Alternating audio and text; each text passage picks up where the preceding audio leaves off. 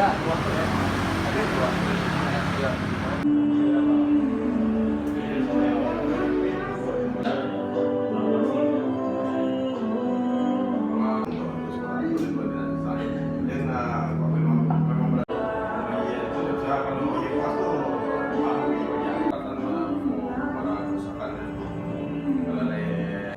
gitu bang. Padahal ada yang ada di kastel. Halo, saya Rasenda Rahab. Sehari-hari bekerja sebagai PNS di salah satu instansi di pemerintah Kota Solo. Selain itu, saya juga berprofesi sebagai barberman profesional. Awal mulanya saya terjun di dunia barbershop itu karena hobi dengan gonta-ganti gaya rambut. Saya jadi lebih sering ngulik tentang bagaimana teknik dari YouTube, Instagram yang nantinya akan saya aplikasikan dengan tukang cukur yang saya datangi untuk mencukur rambut saya. Itu awalnya dari kebiasaan saya hobi ngulik teknik dan caranya itu, akhirnya saya jadi terbiasa dan secara tidak sadar juga udah langsung bisa aja gitu. Jadi awalnya itu di tahun 2016 teman saya buka barber, saya mencoba gabung situ dengan non basic, artinya yang nggak punya pengalaman apa-apa, langsung terjun ke customer langsung motong customer dengan pengetahuan yang saya tahu dari YouTube dan Instagram. Ya alhasil oke lah. Tentang event kelompok belajar Mensa itu didasari dengan kebutuhan masyarakat, atau lebih tepatnya pada panggilan jiwa saya yang melihat keadaan sekarang ini, di mana teman-teman merasakan dampak pandemi sampai sekarang yang mempengaruhi pada perekonomian. Jadi saya merasa di sini banyak sekali teman-teman kita yang di luar sana punya masa depan yang panjang, cuma tidak tahu harus berbuat apa dengan masa depannya. Jadi itu yang membuat saya ingin membuat kegiatan kelompok belajar Mensa ini. Jadi dulu tuh banyak sekali tuh saya melihat anak-anak muda di Kota Solo ini punya potensi, punya keinginan, tapi tidak tahu arah kemana, mencari informasi kemana. Padahal di wadah di Kota Solo ini terlalu banyak, kalau saya lihat masih terlalu banyak. Tapi bagaimana orang itu, teman-teman itu masuk ke wadah itu, mereka nggak punya ininya, nggak punya jalan. Jadi saya beranggapan di sini saya harus membuat wadah, sebuah pergerakan di mana yang tujuannya memang buat anak-anak muda Kota Solo supaya bagaimana bisa mengasah potensi diri, mengasah kemampuan diri, supaya mereka kedepannya bisa hidup mandiri. Dari situ saya pengennya setelah adanya kegiatan ini, teman-teman itu bisa berkarya sendiri tanpa harus perlu bantuan orang tua lagi gitu. Jadi kegiatan ini kita bentuk itu mulai ancang-ancangnya di awalnya pandemi. Tapi karena banyaknya keterbatasan dan kesulitan yang kita alami, makanya baru terrealisasinya di akhir tahun 2020.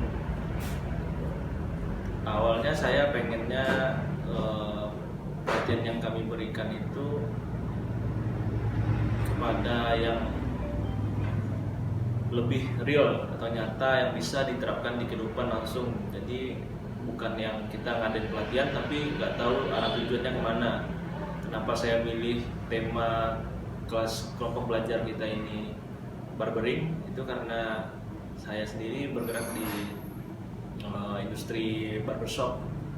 Makanya saya merasa punya kemampuan untuk berbagi ilmu lah, berbagi pengalaman dengan teman-teman supaya supaya mereka pun juga bisa menjadi seperti saya. Langkah selanjutnya dari yang saya harapkan dari kegiatan ini nggak terhenti di sini aja. Jadi kedepannya kita punya kelas dari tema-tema yang lain, seperti kayaknya yang lebih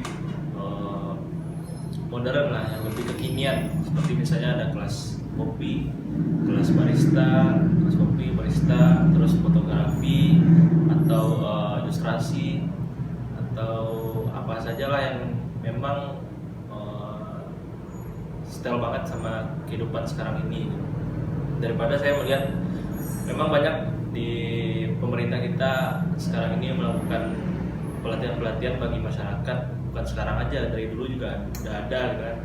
Cuma masalahnya pelatihan-pelatihan yang diberikan oleh pemerintah ini yang saya lihat itu nggak nyata langsung bisa diterima oleh masyarakatnya.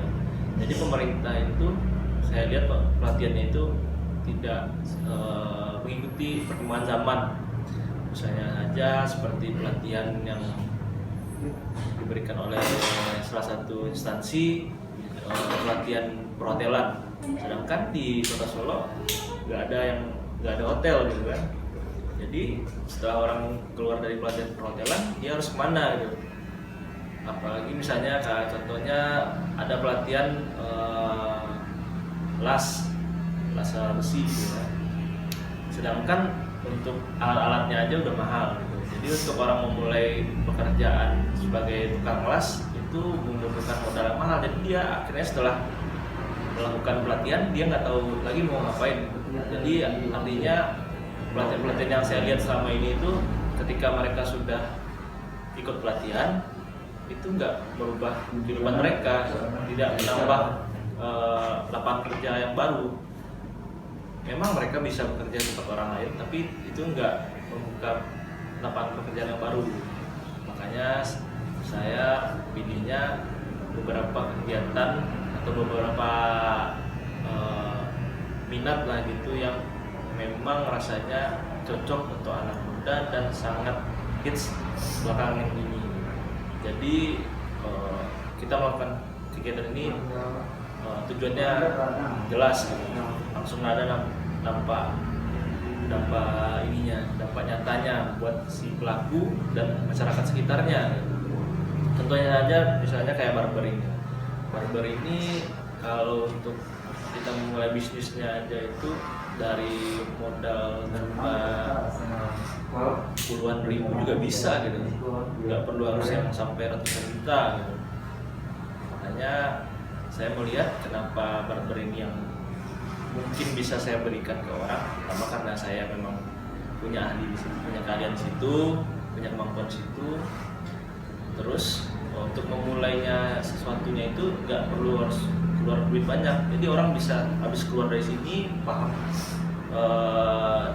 apa itu menjadi barber, tahu kegiatannya, bagaimana teknik-tekniknya, bisa lah dia hidup sendiri, dia langsung bisa berkarya sendiri tanpa harus perlu modal yang besar, tanpa harus menunggu uang yang banyak gitu.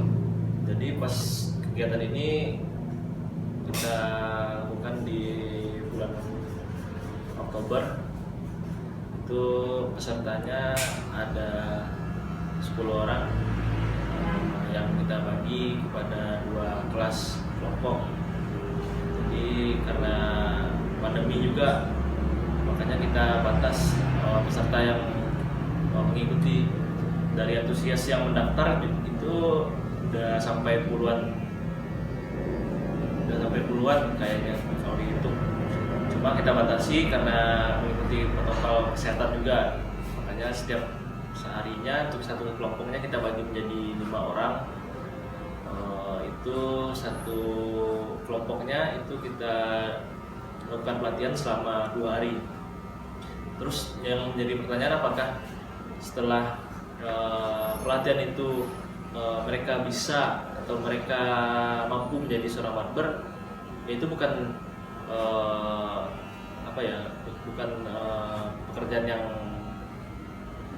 pasti bisa langsung 100% gitu. Karena kemampuan seseorang itu tergantung pada pribadi masing-masing.